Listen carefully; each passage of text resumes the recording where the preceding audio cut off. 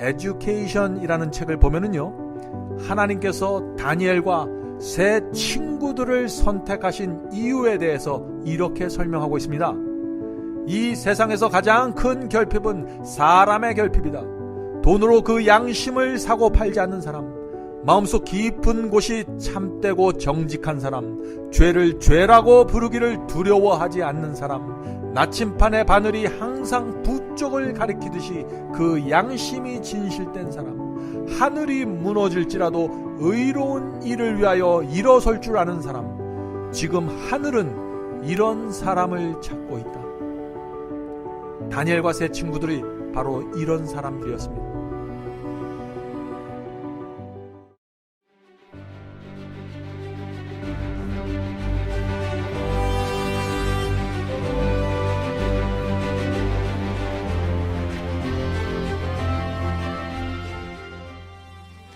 안녕하십니까? 마지막 사명 바이블 칼리지의 강사 앤드류 강입니다. 오늘도 예언을 통해서 하나님의 위대하심을 만나게 되시길 바랍니다. 이제 기도드리고 시작하겠습니다. 하늘에 계신 아버지, 오늘도 하늘의 분위기를 호흡하며 살기를 사모합니다. 인도하여 주시옵소서. 주님, 오늘도 다니엘과 세 친구들의 신앙을 배우고자 합니다. 저희와 함께 하여 주시옵소서. 그들이 풀무불 앞에서 했던 결정, 그들이 바벨론 왕 앞에서 했던 반응을 배우기 원합니다.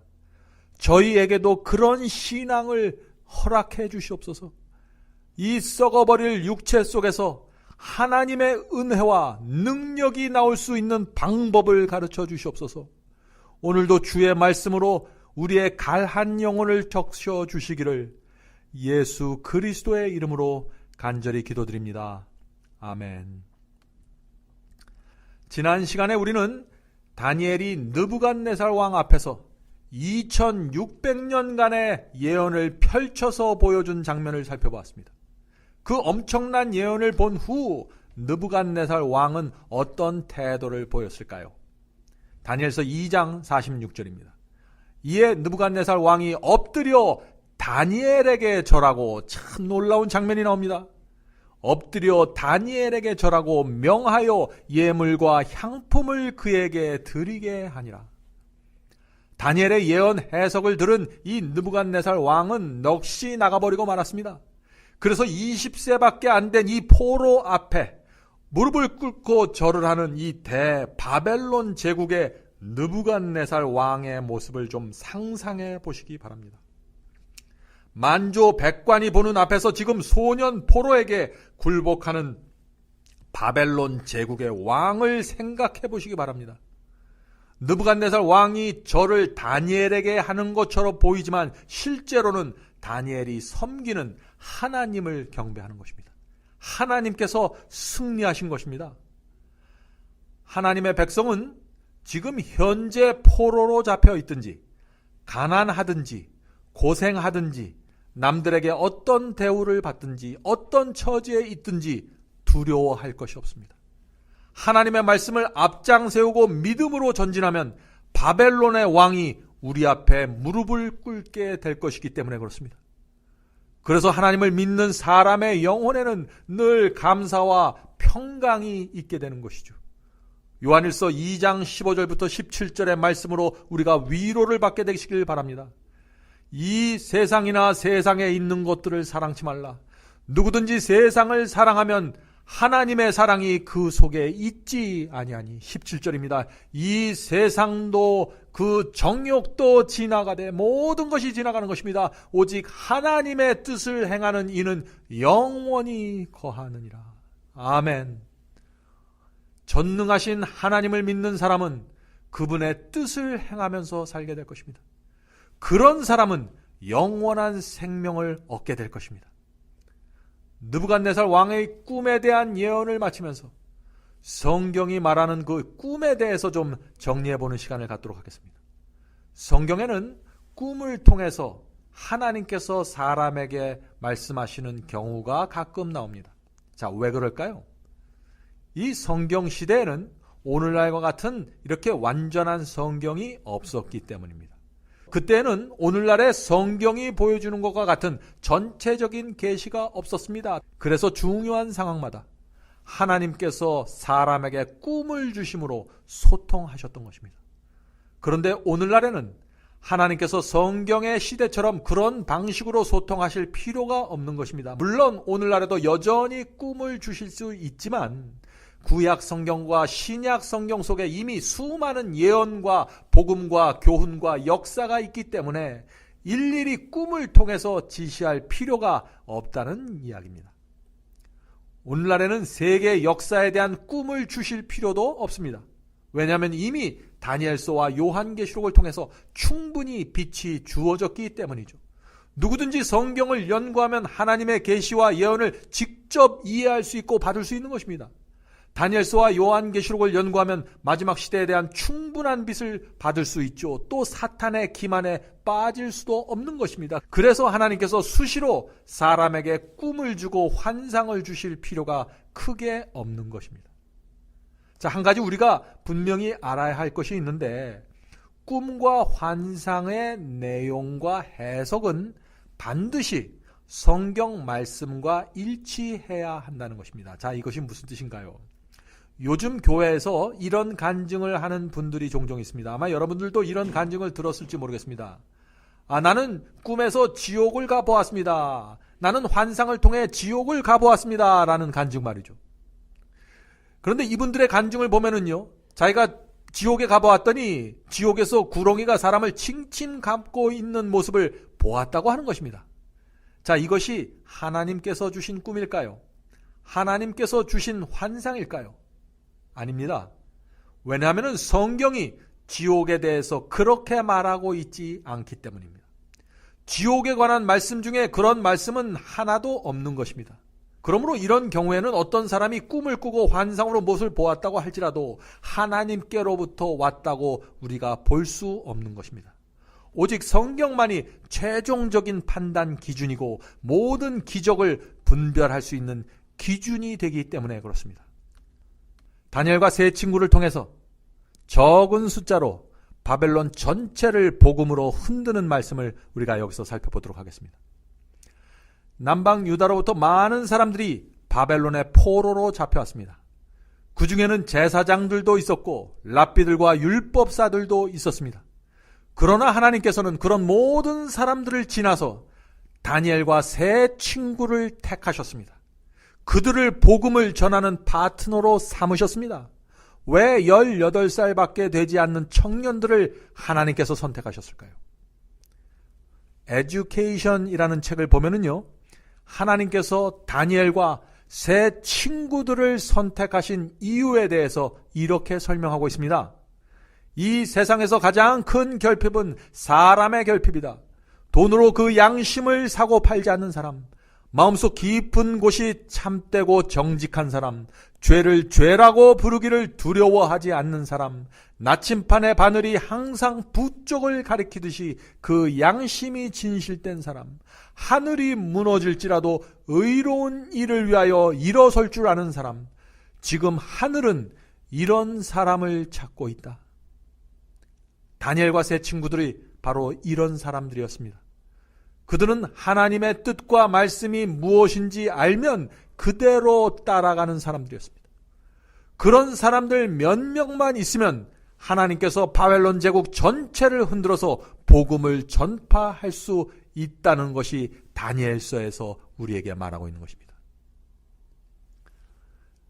다니엘은 바벨론에서 66년 동안 지내고 페르시아에서 3년 동안 지냈습니다. 바벨론과 페르시아에서 지낸 그 긴 세월 동안 하나님께서는 다니엘을 통해서 하나님의 이름을 높이 들어올리는 일을 성공적으로 해내셨습니다. 유대민족이 수천 년 동안 하지 못했던 그 일을 하나님께서 다니엘과 세 친구를 통해서 해내신 것입니다. 다니엘 2장에서 느부갓네살 왕은 20세밖에 안 된 다니엘에게 절까지 하면서 하나님을 향한 놀라운 고백을 했습니다. 그때 그것은 느부갓네살 왕의 진심이었습니다. 그러나 여러 해가 지나가면서 바벨론의 왕권이 강화되고 나라가 부강해지면서 느부갓네살은 다시 하나님께 대한 경외심을 잃어버리게 됩니다. 주변 사람들의 악한 영향 때문에 이기적이고 교만한 죄인의 모습으로 다시 돌아가게 되는 것이죠. 그래서 다니엘 3장은 느부갓네살 왕이 다시 악한 형편으로 돌아갔을 때의 이야기입니다. 다니엘서 3장에서 다시 하나님과 사탄 사이에 큰 전쟁이 벌어집니다. 다니엘서 3장 1절입니다. 느부갓네살 왕이 금으로 신상을 만들었으니 고는 높이를 얘기하는 것입니다. 높이는 60규빗이요 광은 넓이를 얘기하는 것이에요. 6규빗이라. 그것을 바벨론 지방의 두라 평지에 세웠더라. 느부갓네살 왕은 왜 금신상을 두라 평지에 세웠을까요? 느부갓네살 왕은 바벨론이 멸망할 것이고 다른 제국이 올라오게 될 것이라는 그 하나님의 예언이 너무나 싫었던 것입니다. 그래서 꿈에서 본 신상과 비슷한 것을 세웠는데 그것은 금은 동철로 만든 것이 아니라 머리부터 발끝까지 바벨론을 상징하는 금으로 만들었던 것입니다. 재밌죠? 금나라 바벨론이 영원할 것이라는 이 느부갓네살의 야망을 드러낸 것입니다. 이것은 하나님의 예언에 대한 정면 도전이죠. 하나님의 말씀과 뜻에 발버둥치는 죄인의 모습입니다. 우리도 이런 모습으로 살아갈 수 있는 것입니다. 하나님의 뜻이 무엇인지 뻔히 알면서 모른 척하고 딴짓할 수 있는 것입니다. 느부갓네살이 지금 그렇게 하고 있는 것입니다. 하나님께서 그런 느부갓네살을 버리지 않습니다. 포기하지 않습니다. 그를 구원하기 위해서 다시 그를 찾아오십니다. 자, 이 느부갓네살이 세운 금 우상의 한번 크기를 살펴볼까요? 금 우상의 높이가 60규빗, 폭이 6규빗이라고 했습니다. 이 한 규빗은 그 당시 왕의 팔꿈치에서 손가락 끝까지의 길이를 나타냅니다. 그러므로 금신상의 길이를 오늘날의 그 미터로 환산해 보면은 대략 높이가 31m쯤 되고 폭은 3.1m 정도 됩니다. 건물로 따지면 한 25층 정도 되는 높은 신상이죠. 자, 이 신상이 두라 평지에 세워졌기 때문에 멀리서도 그 우상의 모습을 볼 수 있었을 것입니다. 느부갓네살은 금 우상을 세운 다음에 엄청난 규모의 낙성식을 준비하게 됩니다. 바벨론 제국의 모든 고관대적으로부터 지방 공무원들까지 낙성식에 참여해서 금 우상 앞에 서라고 명했습니다. 그 다음에 어떤 일이 일어났을까요? 다니엘서 3장 5절 6절입니다. 너희는 나팔과 비리와 수금과 심현금과 양금과 생황과 및 모든 악기 소리를 들을 때 엎드려 느부갓네살 왕이 세운 금신상에게 절하라. 누구든지 엎드려 절하지 아니하는 자는 즉시 맹렬히 타는 풀무불에 던져 넣으리라 하였더라. 자, 어떤 상황이 일어났습니까? 다시 목숨을 걸어야 하는 상황이 벌어진 것입니다. 하나님과 사탄의 전쟁에서 이런 상황이 벌어질 때 여러분과 저는 어떤 결정을 해야 할까요? 그런 생각을 하면서 지금 이 장면을 살펴보게 되시길 바랍니다. 다니엘서 3장 12절입니다. 이제 몇 유다 사람 사드락과 메섹과 아벤누고는 다니엘의 세 친구죠. 왕이 세워 바벨론 지방을 다스리게 하신 자 이거늘 왕이여 이 사람들이 이 히브리 세 청년들이 왕을 높이지 아니하며 왕의 신들을 섬기지 아니하며 왕이 세우신 금신상에게 절하지 아니하였나이다. 다니엘의 세 친구는 금신상에게 절하지 않았습니다. 왜 그들은 금 우상에게 절하지 않았을까요? 두 가지 이유가 있습니다. 첫 번째 이유는 금 우상에게 절하는 것은 하나님의 십계명을 범하는 것이기 때문에 그렇습니다. 요즘 어떤 사람들은 십계명을 범하는 것을 쉽게 생각하는데요. 이 세 청년들은 그것에 목숨을 걸었습니다. 이것이 다니엘과 세 친구의 신앙입니다.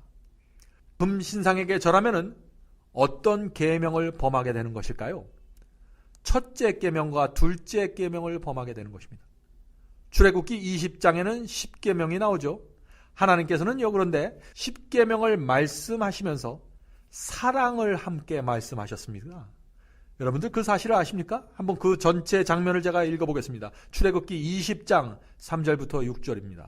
첫째 계명입니다. 너는 나 이외에 다른 신들을 내게 있게 말지니라. 그리고 둘째 계명, 너를 위하여 새긴 우상을 만들지 말고 또 위로 하늘에 있는 것이나 아래 땅에 있는 것이나 땅 아래 물속에 있는 것에 아무 형상이든지 만들지 말며 그것들에게 절하지 말며 그것들을 섬기지 말라. 나 여호와 너의 하나님은 질투하는 하나님인즉 나를 미워하는 자의 죄를 갚되 아비로부터 아들에게로 3, 4대까지 이르게 하거니와.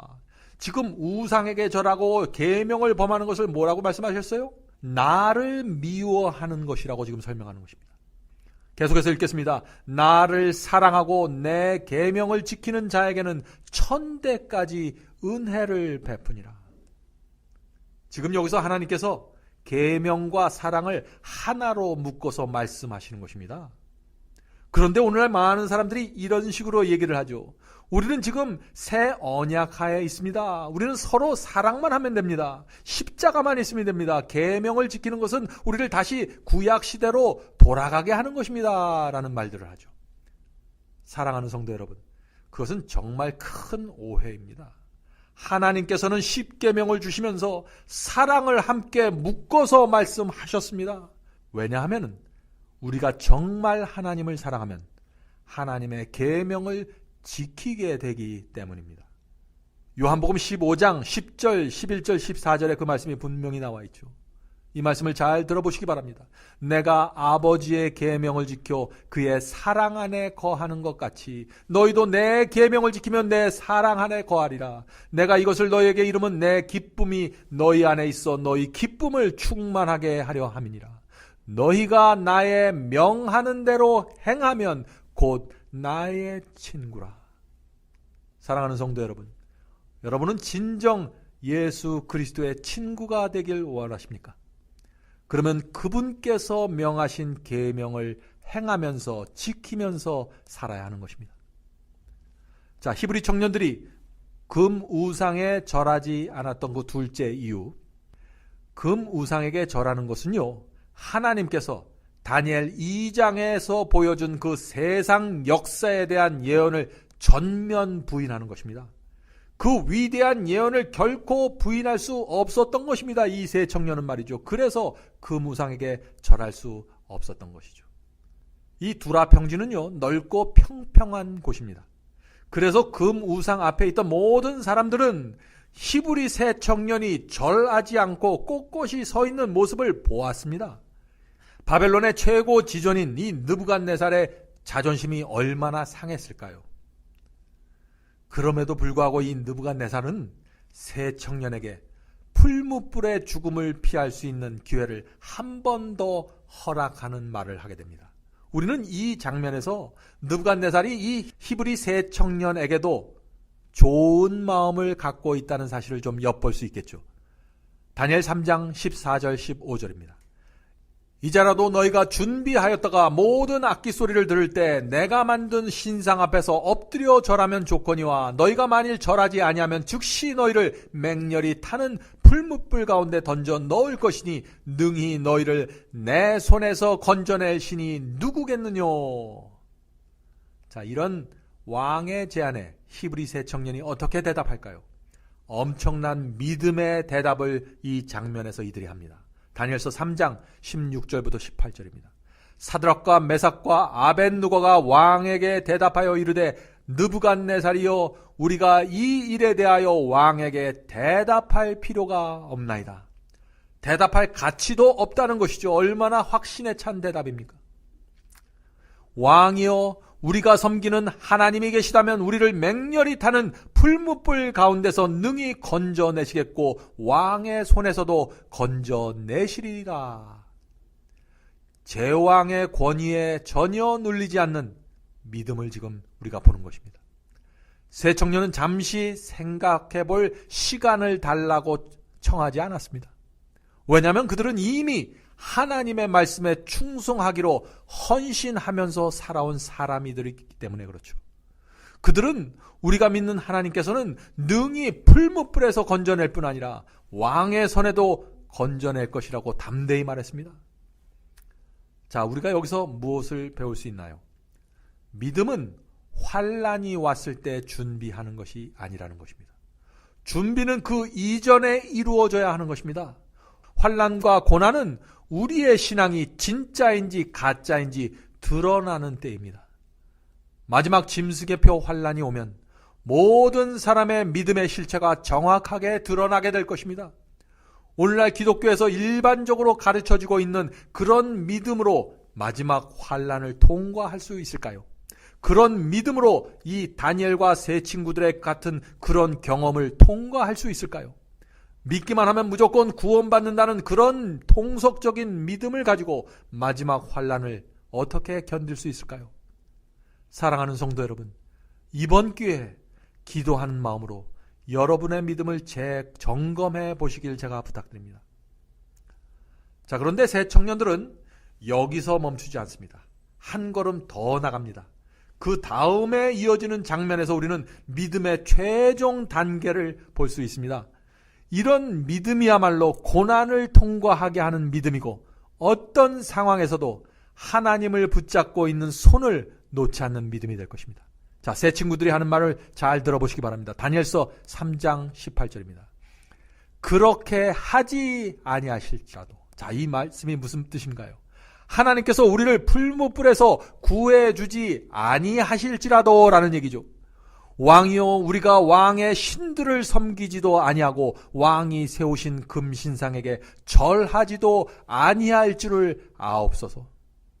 자, 지금 이 히브리서 청년은요, 하나님께서 우리를 구원해주지 아니할지라도 우리는 계명을 지키겠다라고 지금 말하는 것입니다. 우리는 여기서 그리하지 아니하실지라도의 신앙을 배워야 합니다. 하나님께서 도와주지 아니하실지라도 계명을 지키겠다 하는 이 말 속에서 우리는 믿음의 순수함을 볼 수 있습니다. 내게 유익이 되든지 불이익이 되든지 손해가 되든지 하나님 편에 서는 것이 진짜 믿음입니다. 이런 믿음은 하나님께 대한 전적인 신뢰가 있을 때만 가능한 것입니다. 그래서 요한계시록은 마지막 시대의 그 성도들의 특징을 말하면서 이렇게 말하는 것입니다. 요한계시록 12장 17절이죠.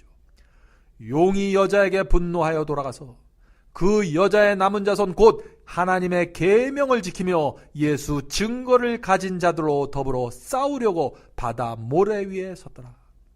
오늘날 많은 사람들이 이 장면을 보면서 이런 질문을 합니다. 요한계시록 12장에 나오는 그 계명을 지키는 자들, 마지막 시대에 사탄과 싸우는 그런 성도들 도대체 어떤 사람들입니까? 라는 질문이죠.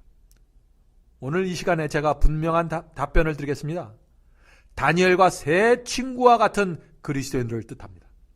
마지막 시대의 의인들은 풀무불 앞에서도 사자굴 앞에서도 계명을 지키는 성도들입니다. 그 말은 자신의 마음과 생애 전체를 주 앞에 바쳤다는 사실을 말하는 것입니다.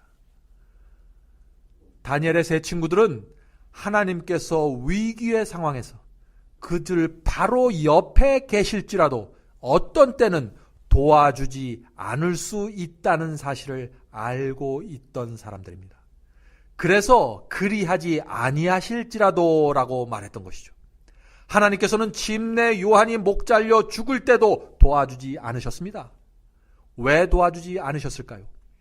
이제 곧 초대교회가 세워지면 수많은 성도들이 로마 황제의 핍박 때문에 순교하게 될 텐데 그들이 침례 요한이 외롭게 쓸쓸하게 죽어간 그 모습을 생각하면서 마음의 위로를 받고 용기를 내야 했기 때문에 하나님께서 침묵하셨던 것입니다. 도와주지 않는 데에는 하나님의 목적과 섭리가 있는 것입니다. 우리는 하나님의 침묵이 어떤 의미인지 이해해야 합니다. 고난을 허락하시는 하나님의 고통과 아픔을 우리가 이해해야 하는 것입니다. 그러므로 고난 속에서 하나님의 침묵을 겸손히 받아들이는 것, 그것이 성도의 인내이고 믿음입니다. 그런 믿음이 바로 하나님의 마음을 위로하는 믿음이고 고난을 통과하는 믿음입니다. 지난번에 우리가 배웠던 것처럼 온 하늘과 천사들은 지구에서 벌어지고 있는 이 투쟁을 유심히 내려다보고 있습니다. 고린도전서 4장 9절에서 그 말씀을 읽었죠. 우리는 세계 곧 천사와 사람에게 구경거리가 되었노라. 금신상 앞에서도 온 우주 세계와 천사들은 지금 히브리 새 청년의 결정을 지켜보고 있었을 것입니다. 바벨론 사람들과 사탄과 악한 천사들 앞에서 목숨을 걸고 하나님의 계명을 높이 들어올리는 그들의 결정을 보면서 온 하늘의 천사들이 경탄을 했을 것입니다. 하나님께 영광을 돌렸을 것입니다. 하나님의 승리를 기뻐했을 것입니다. 오늘 우리가 하나님의 편에 섰을 때에도 하늘에서 승리의 함성이 울려 퍼지는 것입니다. 우리가 그 사실을 믿음의 눈으로 바라보면은 시험과 유혹을 대하는 우리의 태도에 전격적인 변화가 생기게 될 것입니다. 내 구원을 위해서 싸우는 것이 아니라 내 하늘 아버지의 명예와 승리를 지키기 위해서 싸운다는 생각. 그러한 사상은 우리 속에서 엄청난 동기부여를 끌어내고 거룩한 에너지를 만들어낼 수 있는 것입니다.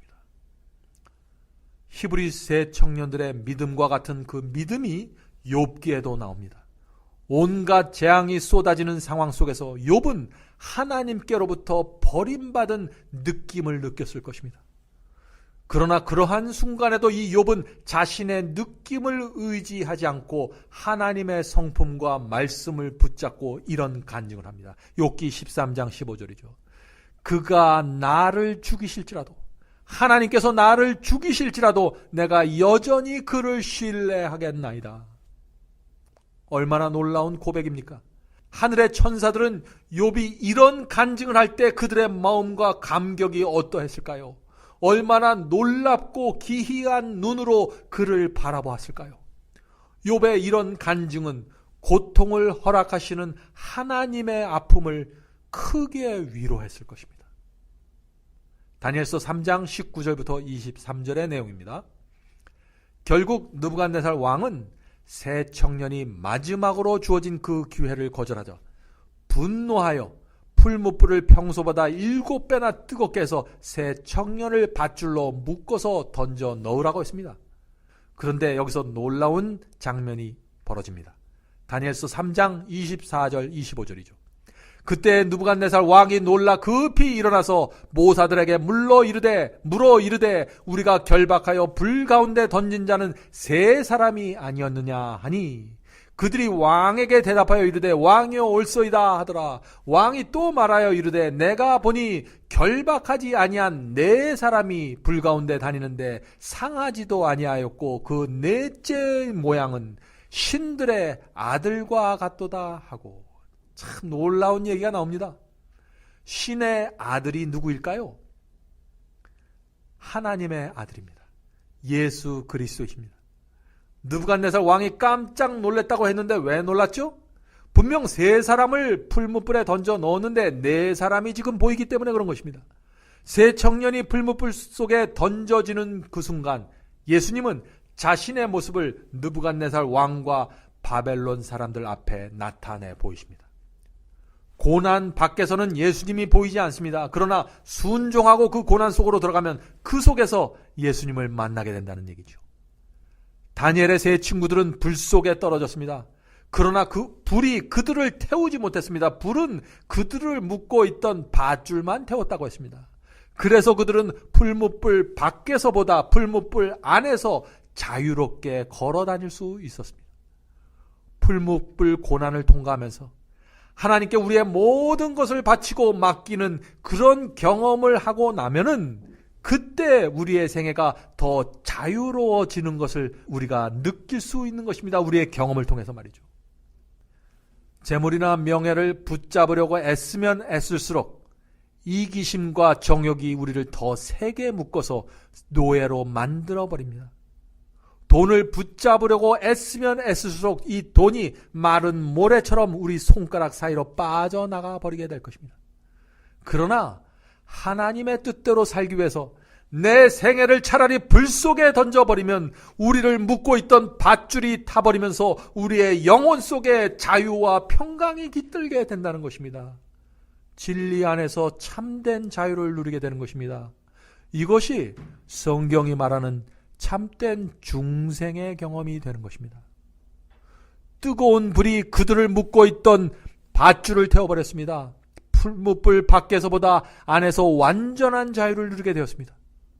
오늘날 우리도 이런 경험 속에 들어갈 수 있는 것입니다. 하나님의 말씀대로 살려고 할 때 사탄이 고난을 줄 수 있습니다.